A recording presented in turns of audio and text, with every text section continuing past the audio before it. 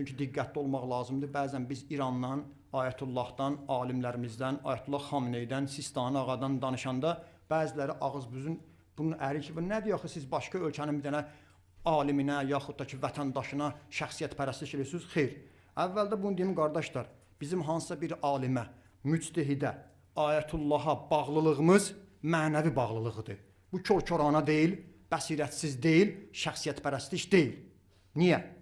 Baxın, hansısa bir dövlət adamına bağlılıq imanla olmur, yadda saxlayın.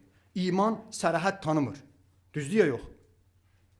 İnanc, iman sərhədləri tanımır. Hər bir millətdən xristiyan var. Düzdür ya yox? Bugün Azərbaycanda da xristiyanlar var. İranın özü ki, bu günləri müharibədə ən çox adı hallanır. İranda minlərlə, neçə minlərlə orada xristiyan yaşayır, kilsələri var. Sərhəd tanımır. Necə ki, Peyğəmbər Allahın salamı olsun ona və əhl-i beytinə ərəbdir. Biz bu günləri Peyğəmbərə iman gətirmişik, yoxsa bir ərəbə iman gətirmişik? Allahın salamı olsun. Bizim Peyğəmbərə olan imanımız bir ərəbə olan iman deyil. Allah Taala'nın bizə göndərdiyi bir Peyğəmbərə imandır.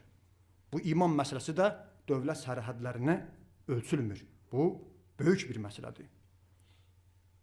Bizim Ayətullah Xamneyi olan ki, İrandadır, dünyasını dəyişib şəhid, indi oğlu Ayətullah Xamneyi, yaxud da ki, İraqda Seyyid Əli Sistani ağaya olan bağlılığımız imandandır. Bunu nəsə başqa cür qələmə vermək insafsızlıqdır. Sabah əksi də ola bilər. Necə?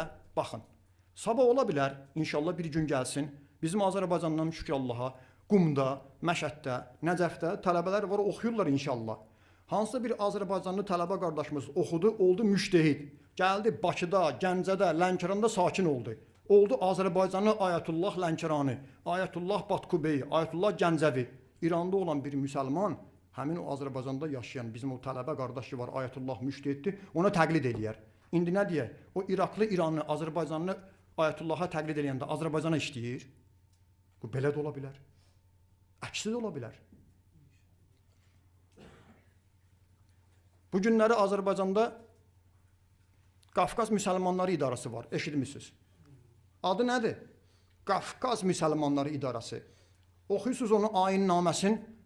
Onun ayinnamasına əsasən nəinki Azərbaycanda, Dağıstanda, İnguşetiyada, Çeçenistanda olan müsəlmanlar da kimlərsə özünü ona bağlı bilir. İndi nədir? Onlar bizim Qafqaz Müsəlmanları İdarəsində işləyir.